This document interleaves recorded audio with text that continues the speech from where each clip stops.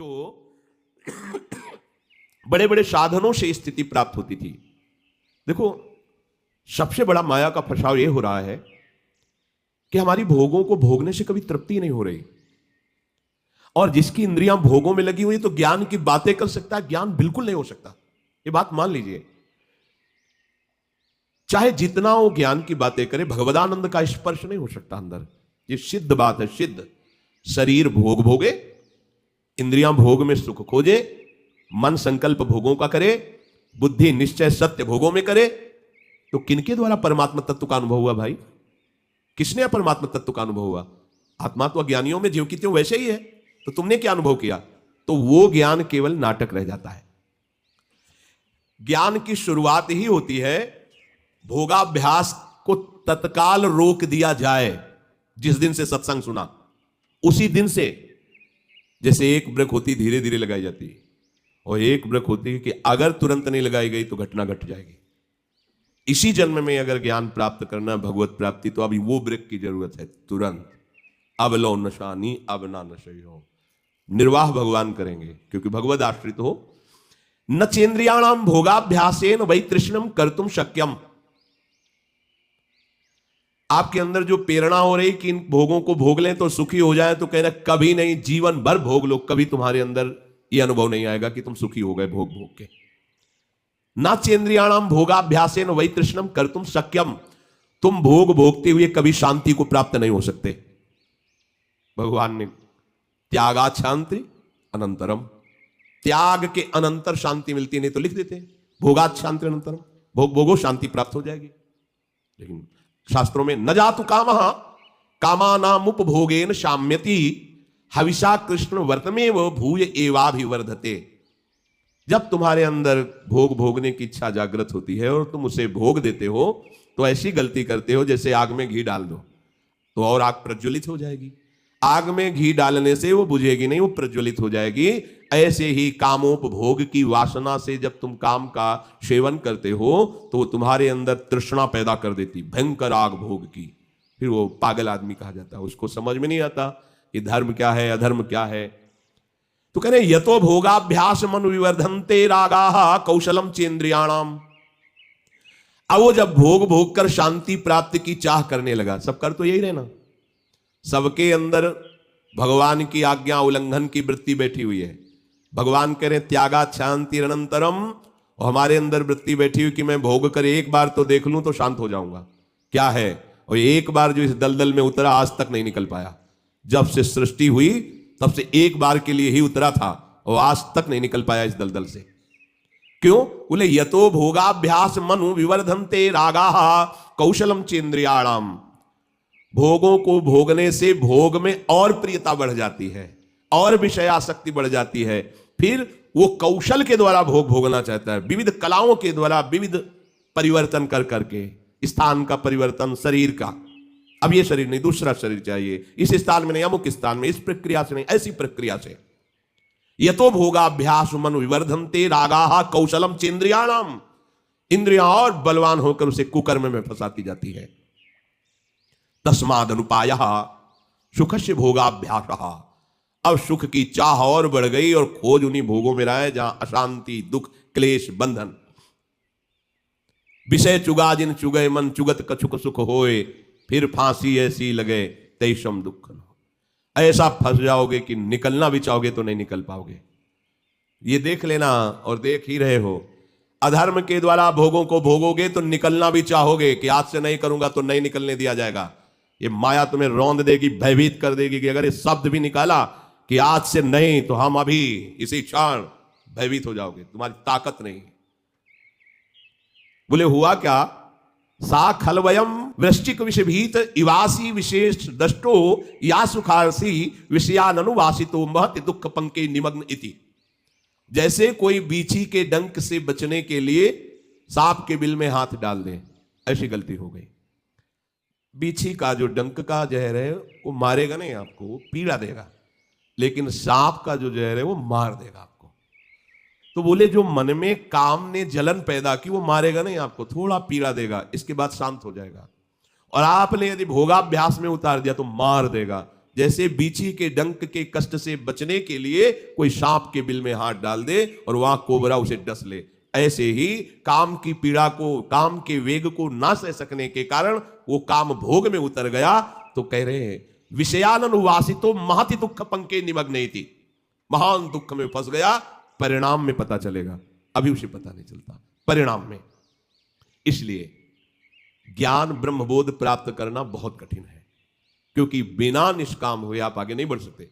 तो बहुत सरल उपाय है, चाहे जो हो, जहां हो, जैसे भी हो, आप सबसे श्रेष्ठ भगवान के प्रिय बन जाएंगे और आपको इसमें इस तरह की कोई विशेष कष्टमयी साधना भी नहीं करनी पड़ेगी।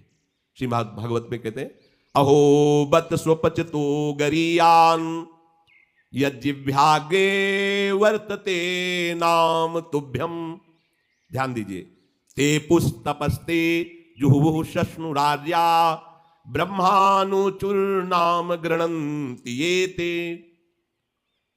जिसके जिह्वा में राधा राधा राधा, श्री हरि राधा, राधा कृष्ण, राधा वल्लभ, राधे श्याम, या जो राम कृष्ण हरि शिव नाम जो तुम्हारे गुरुजी ने दिया हो, या जो तुम्हें प्रिय लगे, मन से नहीं कह रहे, यज्जिह्वाग्रे वर्तते नाम तुभ्यम, जिसकी जीव के अग्रभाग में ऐसा स्वभाव बन गया है, चल रहा है नाम, नाम जप करे। बोले अहो बत स्वपच तो गरीयान, यद्यपि वो स्वपच है फिर भी गरीयान वो सबसे श्रेष्ठ है। हरिराम व्यास जी ने कहा कि रैदास जी की चरण धूल के सामने करोड़ों ब्राह्मण नहीं है, क्योंकि उनकी जिह्वा पे निरंतर हरि का नाम विराजमान है। इसीलिए यहां ब्रजवासी सब ब्रह्मा से भी परम पवित्र और श्रेष्ठ माने गए। व्यास मिठाई विप्र की तामे लगे आग, वृंदावन की स्वपच की जूठन खाइए मांग। हे बड़े मस्त है ब्रजवासी।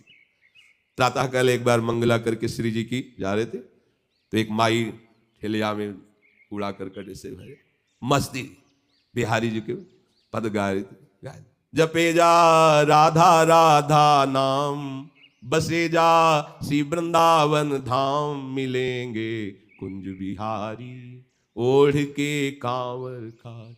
ठेलिया से कूड़ा के लिए रोका और कुछ भेंट दिया, चरणों में प्रणाम किया। ये है हमारे वृंदावन की स्वपच है, जिनकी जिह्वा में बिहारी बिहारी जी का जस बसा हुआ है, परम पावन श्रीधाम वृंदावन की परिचर्या में लगी हुई है। तो व्यास मिठाई विप्र की तामे लगे आग, वृंदावन के स्वपच की जूठन खाइए मांग, क्योंकि ये हरि प्रेम प्रदान कर देंगे। किसी की सामर्थ्य नहीं कि संतों के माथे पे हाथ रख दे।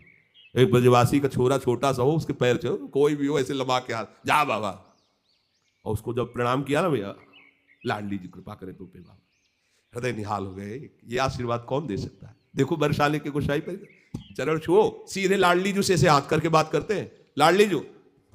आपको विश्वास नहीं? अगर विश्वास कर लो तो लाडली जी उनके करकमल से सेवित है, वो जो कह रहे हैं वही लाडली जी करेंगी। भोरी सरकार है, पर हमें मनिलता मन की होने के कारण इन सब भाव पर विश्वास नहीं रहता। कह रहे कोई भी तपस्वी उसकी समानता नहीं कर सकता। जिसकी जिह्वा के अग्रभाग पर उसने सारी तपस्याएं कर ली, सारे तीर्थ स्नान कर लिए, भागने की जरूरत नहीं, राधा राधा बोलो। सारे तीर्थ स्नानों का फल तुम्हें उसी क्षण मिल जाएगा जो तुम्हारी जिह्वा के अग्रभाग पर श्री हरि का नाम, प्रियाजू का नाम विराज। सारे वेदों का अध्ययन कर लिया, अब उसे कुछ अध्ययन करने की जरूरत नहीं है। जो बड़ी बड़ी तपस्याओं से, तीर्थयाटन से, वेदाध्ययन से, यज्ञ आदि से गति मिलना दुर्लभ है, वो तुम्हें नाम से प्राप्त हो जाए। कौन हो, कहां हो, कैसे हो, कोई प्रश्न नहीं। जैसे हो, जिस परिस्थिति में, जिस विषय में फंसे हो, वहीं से तुम्हें नाम उठा के महात्मा बना देगा, तुम्हें धनवान बना देगा, यशस्वी बना देगा। तुम हम तेज से संपन्न हो जाओगे। नाम का तेज, भगवान नाम का तेज है, प्रताप है भगवान नाम का। एक बार नाम आप बसा के तो देखो हृदय में, जोर से आलाप लोगे नाम का, प्रकृति का परिवर्तन हो जाए। अरे स्वामी का नाम है, सुमिर पवन सुत पावन नामू अपने बस करी राखे। जपहि नाम जन आरत भारी, मिटहि कुसंकट होय सुखारी। इदम ही पुंसस तपसा श्रुतस्य वा, स्विष्टस्य सूक्तस्य च बुद्धि दत्तयोः, अविच्युतोऽर्थः कविभिर्निरूपितो यदुत्तम श्लोक गुणानुवर्णनम। बड़े बड़े वेदनिष्ठ ब्रह्म ऋषियों ने निश्चय किया है कि भगवान के नाम का निरंतर जप गुण कीर्तन, इससे बड़ा कोई तप नहीं है, कोई वेदाध्ययन नहीं, कोई यज्ञ नहीं, कोई ज्ञान या कोई दान इससे बढ़कर के नहीं है। बस प्रभु के नाम में तुम्हारी प्रीति हो जाए। कलिम सभा जयंत्यार्या गुणज्ञा सारभागिनः यत्र संकीर्तने नैव सर्वा स्वार्थो भी लप्यते न हृतः परमो लाभो देहिनाम भ्राम्यतामिहि यतो विंदेत परमाम शांतिम नश्यति संस्कृति। ये कलिकाल किसी को बख्शेगा नहीं, अगर नाम जप नहीं तो बुद्धि को भ्रष्ट कर देगा। इसका प्रभाव है कपट, चतुरता, बेईमानी और पापाचरण में रति, इसका प्रभाव है। कली इन दोषों से संपन्न है, पर एक इसका महान गुण है, जिसकी जिह्वा पे प्रभु का नाम होगा, इसके कोई भी दोष उसका स्पर्श नहीं कर सकते, और कली स्वयं भयभीत हो जाता है जिसकी जिह्वा पे नाम है। इसकी एक बड़ी प्रशंसा है, 10,000 वर्ष तपस्या करने पर जो फल मिलता है 24 घंटे निरंतर नाम जप करने से मिल जाएगा। कलयुग की ये विशेष महिमा है। हम लोगों को भगवत प्राप्ति बड़ी सहज है। दाहिने पैर के अंगूठे के बल हाथ उठा के ऊपर से, बोले कितने हो, 10,000 वर्ष, ऐसे 10 सेकंड नहीं खड़े हो सकते अपने लोग, नहीं, दाहिने पैर के अंगूठे के बल हाथ उठा के 10 सेकंड नहीं खड़े हो सकते। और वो उससे भगवान की प्राप्ति की बातें नहीं कही गई है, वो अलग अलग कामनाओं के अलग अलग लक्ष्य। 24 घंटे नाम कीर्तन करने से वो फल प्राप्त हो जो उनको 10,000 वर्ष ऐसे करने से। कलयुग का बड़ा प्रताप है। जो तुम स्वार्थ की पूर्ति चाहते हो या परमार्थ की पूर्ति चाहते हो या तुम रोग का नाश चाहते हो, तो एकमात्र उपाय है भगवान के नाम का निरंतर जप करो। निरंतर शब्द में बड़ी कठिनता है। महात्मा जन इसी का प्रयास करते हैं। अव्यावृत भजनात्, ये सिद्ध अवस्था है निरंतर भजन। आपसे निरंतर ना हो तो थोड़ी थोड़ी देर में स्मरण करने का अभ्यास बना लीजिए। एक बार सत्संग में कि अगर 5 मिनट में एक बार राधा बोल दो, कि हर 5 मिनट में एक बार राधा बोलना है, राधा 5 मिनट फुर्सत करो, चिंतन या कार्य जो कर रहे हो, पर 6वां मिनट न लगने पावे फिर 5 मिनट राधा। एक दिन आप देखना निरंतर नाम चलने लगेगा। इससे विषयों के प्रति जो आसक्ति है वो एक बार तो बढ़ेगी। होम्योपैथिक दवा जैसे नहीं, रोग एक बार उभरेगा, आपको लगे, वो बढ़ती नहीं है, अंदर छुपी हुई निकलती। ध्यान से सुनोगे तो प्रश्न खत्म हो जाएंगे। अपने लोगों के प्रश्न रहते हैं, जब भजन में बैठते हैं तो बड़ा मन चंचल होता है, बड़ी गंदी बातें आती हैं, ये वो। हम भी कह रहे हैं, जब आप नाम जपना शुरू करोगे तो पहले आपको जलन होगी, आपके अंदर ये विकार दिखाई देंगे, पर ये आते नहीं हैं, ये जाते हैं। धीरे धीरे इनका शमन हो जाएगा। और जब कभी आपको ऐसा लगे कि अब नाम जपने में हमारा एकाग्रमन नहीं हो रहा, तो बहुत सुंदर उपाय है, ताली बजाकर नाम कीर्तन करने लगो। अपने को विजय प्राप्त करना है मन पर और विषय भोगाभ्यास पर। और ये ऐसा नहीं कि ये नाचना गाना ये सब, ऐसा नहीं, से भगवान की प्राप्ति हो जाती है। जितने बड़े बड़े महान भक्त हुए सब नृत्य करते थे। मीरा जी रात रात भर नृत्य करती गिरधर के सामने। नरसिंह मेहता की करताल प्रसिद्ध थी। 4 भक्त साथ है, करताल लेकर नाचते, गोविंद रीझ जाते हैं। जहां कहीं 4 भक्त मिलकर कीर्तन करते होते हैं, नृत्य करते होते हैं, उन्हीं के बीच में गोविंद भी नाचते होते हैं। हमारी अभी दृष्टि मायाकृति, इसलिए हम देख नहीं पा रहे। प्रहलादस्तालधारी तरल गतितया चोद्धवा कांस्यधारी वीणाधारी सुरसिंह स्वर कुशलतया राग करता अर्जुनो भूत इंद्रोवादीन मृदंगम जय जय सुकराहा कीर्तने ते कुमारा यत्रागे भाववक्ता सरस रचनया व्यास पुत्रो बभूव। एक बार इन बड़े भक्तों का मिलन हुआ। श्री प्रहलाद जी, उद्धव जी, नारद जी, सनक सनंदन जी, सुखदेव जी आदि, अब इतने बड़े महापुरुष एकत्रित हुए तो बोले भगवान को बुलाया जाए प्रगट में। बोले एक ही उपाय है, मद भक्ता यत्र गायंती प्रतिष्ठाम नारदा। नारद जी ने कहा भगवान वहीं आ जाते। तो श्री प्रहलाद जी ने ताल देना प्रारंभ किया। ये भगवान को बहुत प्रिय है। अगर आपको कोई संगीत नहीं आता तो भगवान का प्रिय संगीत है ये। राधा राधा राधा राधा राधा, ना किसी की जरूरत है और ना किसी के सहयोग की। ले भाई ढोलक हारमोनिया अगर नहीं बजा लेते हो, कोई राग नहीं आता, हम कह रहे कोई राग नहीं आता, राधा राधा राधा राधा ताल की, ये हमारा ताल बज रहा है। ये बहुत बहुत ही काम की बात है। आप मान लीजिए, आपको मन लगाने के लिए बहुत बढ़िया उपाय और भगवत प्रसन्नता का बहुत बढ़िया उपाय। जहां आपका मन न लगे, शुरू आप देखना मन लग जाएगा। उद्धव जी ने मंजीरा उठाया। अब मंजीरा सब कोई न बजा पाए तो ऐसे ही उसको करते हो, राधा राधा राधा जय जय राधा वल्लभ श्री हरिवंश राधा वल्लभ श्री, वो आ जाएगा बजाना। हम ये देख रहे हैं कि प्रभु समस्त कलाओं से युक्त है और आप उनका गुणगान करो तो सीख जाएंगे। इतनी बड़ी बच्ची है, स्कूल ही नहीं गई, पूरी चतुरासी जी कंठस्थ सुधा निधि।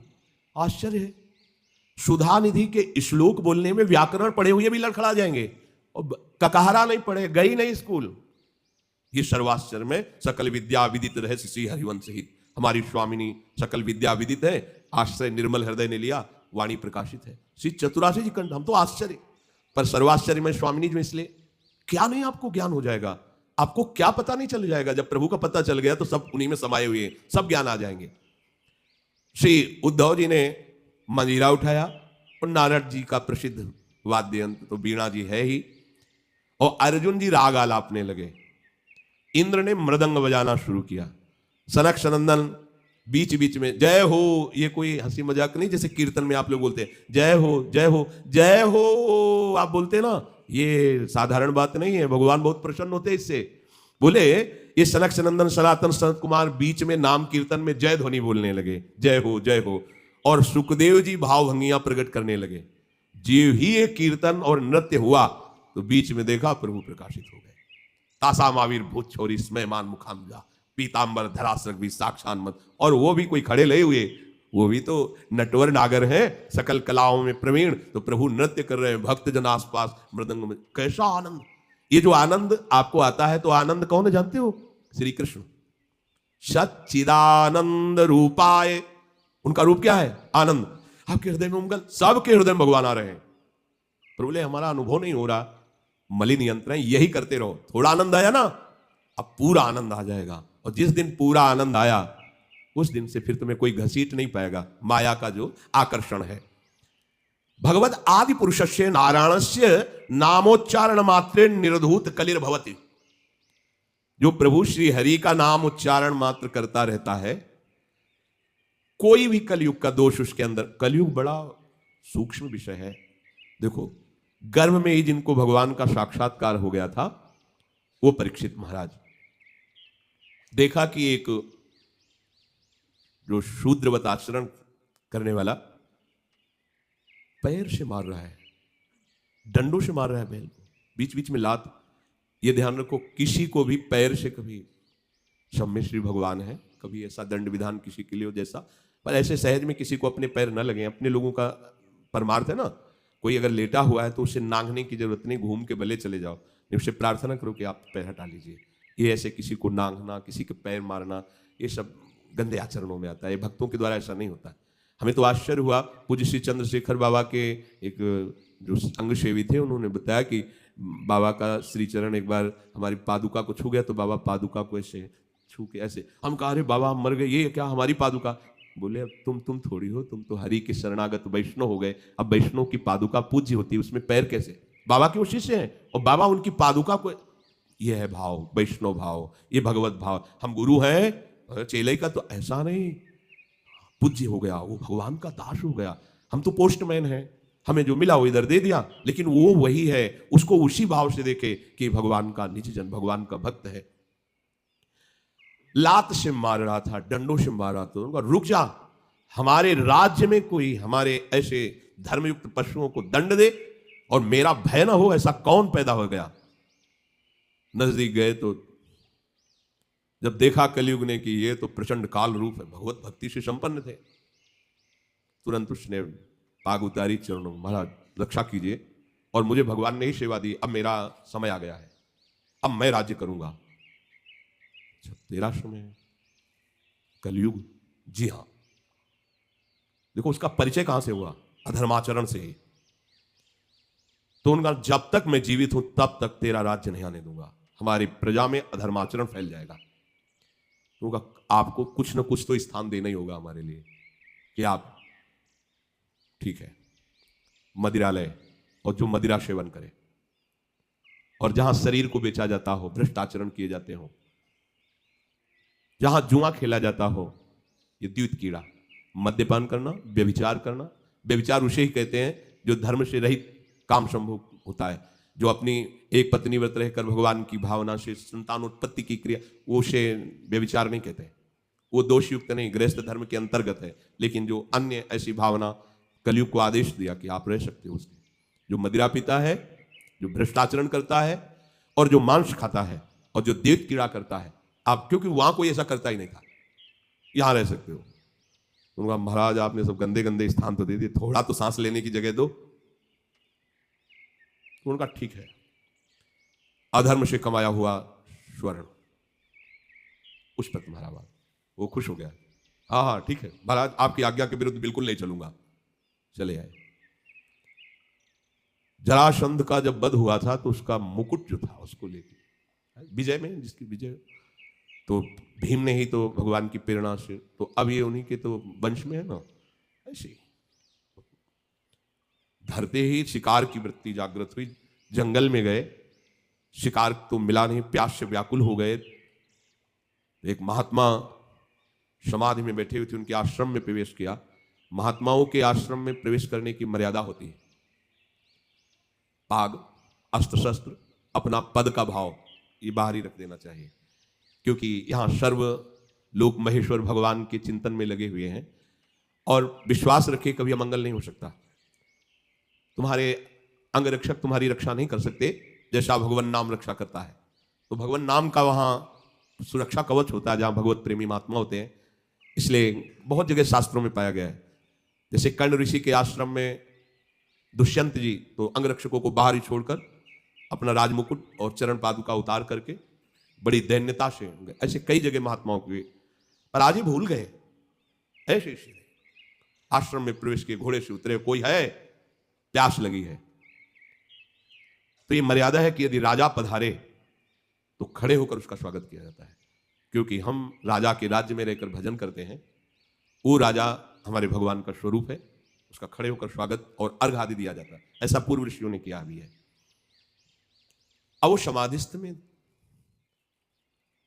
शमीक ऋषि उनका नाम था, नजदीक गए, बड़े बड़े महात्माओं के दर्शन किए होंगे, तो क्या जानते नहीं कि समाधि अवस्था में है।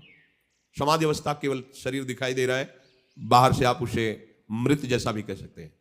अमृत स्थिति है, प्राण वायु ही संचलन नहीं हो रहा है, भगवदाकार वृत्ति अंदर से, बाहर से सब क्रियाएं रुकी हुई हैं। समाधि की अलग अलग स्थितियां होती हैं। तो आज इनको देखो, कलयुग का प्रभाव, उनको ढोंग नजर आ रहा है। ये राजा आया, इसे क्या बात करना है, बस ये बात सोच करके तुम आंख मूंद के बैठ गए। और बाहर निकले, देखा एक मरा हुआ सर्प पड़ा हुआ था, उसे उठाया, उनके गले में डाल दिया। ये कलयुग का दोष, एक महात्मा पर पाखंड का आरोप। जब कलयुग चढ़ जाएगा तो तुम्हें सब ऐसे नजर आएगा, सब पाखंडी है, सब भ्रष्ट है, अरे सब नाटक है, कलयुग का स्वभाव। और उनका अपमान करने की चेष्टा, ये अपमान है। अच्छा, उनको ये पता भी नहीं है कि कोई आया है, कोई ऐसी चेष्टा कर रहा है। चले गए। कुछ ब्रह्म ऋषि बालक कोई सेवा कार्य से आश्रम में प्रवेश किए तो देखा समीक ऋषि के गले में मरा हुआ सर्प। तो वहां बाहर वनवासियों से पूछा कौन आया था, बोले चक्रवर्ती सम्राट महाराज परीक्षित। दूसरा कोई नहीं गया, नहीं। तो ऐसा अमंगल कार्य, इतना उनका अभद्र व्यवहार एक ब्रह्म ऋषि से। छोटे छोटे बालक ही ऋषियों के थे, गए और श्रृंगी ऋषि तर्पण कर रहे थे सूर्य भगवान का, तो जाके कहा कि आपके पिता के गले में मरा हुआ सर्प महाराज चक्रवर्ती सम्राट परीक्षित ने डाल दिया है। ऐसा धर्म का शासन करने वाला राजा अब इतना अधार्मिक हो गया कि संत महात्माओं की स्थिति को भी नहीं जानता और अपमान कर दिया। ये समझते हैं कि इनको कोई दंड नहीं दे सकता, तो ये भूल करते हैं। ये दंडधारी राजाओं से भी बढ़कर प्रचंड दंड देने का अधिकार ब्रह्म ऋषियों के बालकों को भी है। जल उठाया और कहा मैं सत्य को साक्षी करके इस राजा को शाप देता हूं, 7 दिन के अंतर्गत भयंकर रूप धारण करके तक्षक डसे, उसके 7वें दिन मृत्यु हो जाए। अब बताए अपने पिता के गले में लिपट कर रोने लगे। बहुत हिलन डुलन रोने की आवाज, धीरे धीरे प्राणवायु संचलित हुई। आंख खुला और कहा रो क्यों रहे हो? उन्होंने कहा कि गले में सर्प डाल करके परीक्षित जैसा अपमान, कोई बात नहीं है, और हमें चाहिए था कि हम उनका उठकर स्वागत करते, उनको जलादि पिलाते, गलती हमारी है। देखो ब्रह्म ऋषि। तो अन्य ऋषि बालकों ने कहा कि श्रृंगी ने तो श्राप दे दिया, तुमने भयंकर ऐसा कैसे कार्य, वो शाप के योग्य है। क्या शाप दिया? बोले 7 दिन में तक्षक सर्प आएगा, डस लेगा। अब तो उनकी भी सामर्थ्य नहीं, पिता की भी कि मिटा सके। ब्रह्म ऋषि के वचन ऐसे नहीं होते। तो ना ब्राह्मणत्व रह गया, ना तपस्या रह गई, न भजन रह गया है, ना भाव रह गया है। दिन भर हम झूठ बोलते रहते, तो हम कुछ भी बोले क्या लागू होगा? जो सत्य का चिंतन करता है, ब्रह्मचर्य से रहता है, सत्यवाणी बोलता है, वो आज भी बोल दे तो वैसे ही हो जाएगा जैसा बोलेगा। एक बालक के वचन को ब्रह्म ऋषि भी नहीं मिटा सकते। अपने शिष्यों को भेजा, जाओ निवेदन करो महाराज परीक्षित को। उधर हो गए, जीव ही मुकुट उतार कर, ये क्या हो गया मेरे द्वारा, ये क्या, हाय हाय मच गया हृदय में। मैं किसी महात्मा के साथ ऐसा व्यवहार कैसे कर सकता हूं? भगवान मुझे दंड दे। ये है धर्मात्मा का, भगवान मुझे दंड दे, बिल्कुल क्षमा न करे। इतने में ऋषि के शिष्य पहुंच जाते हैं और कहा महाराज आपको एक सूचना है, बड़ी अशुभ सूचना है। आपके द्वारा जो कृत्य हुआ उसका दंड विधान संज्ञ ऋषि ने कर दिया है। आज के 7वें दिन तक चक्षसर्प आपको डसेगा, आप अपना उपाय कर लीजिए। कल्याण का, बचने का तो कोई उपाय ही नहीं है। बहुत प्रसन्न हुए, जैसे किसी ने उनको महासुख दे दिया। ये है भगवान के आश्रित, कोई भी साप ताप भय नहीं प्रदान कर सकता। प्रसन्न हुए, मैं तो मांग ही रहा था कोई दंड मिले। बहुत अच्छा हुआ, जन्मेजय को बुलाया, उसी क्षण रात दिया, और गंगा किनारे जाकर के बस आमरण अनशन व्रत, एक बूंद पानी भी नहीं पीऊंगा, और कैसे भगवत प्राप्ति हो 7 दिन में चिंतन ही कर रहे थे। बड़े बड़े संत महात्माओं ने जब साप की बात सुनी, सब आ गए गंगा किनारे। उसमें भगवान व्यासदेव जी, वशिष्ठ जी, बड़े बड़े महापुरुष नामी सब आ गए। सबसे पूछा 7 दिन में निश्चित भगवत प्राप्ति हो जाए, आप सब हमें ऐसा उपाय बताइए। सब आपस में विचार ही कर रहे थे। इतने में देखा ये आनंद में मगन हुए निर्वस्त्र दिगंबर भगवान सुखदेव जी, 16 वर्ष की अवस्था है, कृष्ण नाम जिह्वा से निकल रहा है, जीव ही आए सब खड़े। कैसे 7 दिन में भगवत प्राप्ति? बोले 7 दिन के पहले ही तुम्हें हम साक्षात्कार करवा देंगे। श्रीमद् भागवत श्रवण कराया और पूछा बेटा परीक्षित तुम्हें इस समय क्या तक्षक से डर है? तो उनका नहीं भगवान, आपने मुझे ऐसी स्थिति प्रदान कर दी कि एक तक्षक क्या करोड़ों महाकाल का रूप धारण करके भी आवे, मुझे कोई डर नहीं, क्योंकि मैं ऐसी स्थिति को प्राप्त हो गया हूं, मृत्यु मुझे छू नहीं सकती। उठे और चल दिए। इतने बड़े महापुरुष को भी कलयुग ने ठग लिया था, पर भगवान का आश्रय था ना।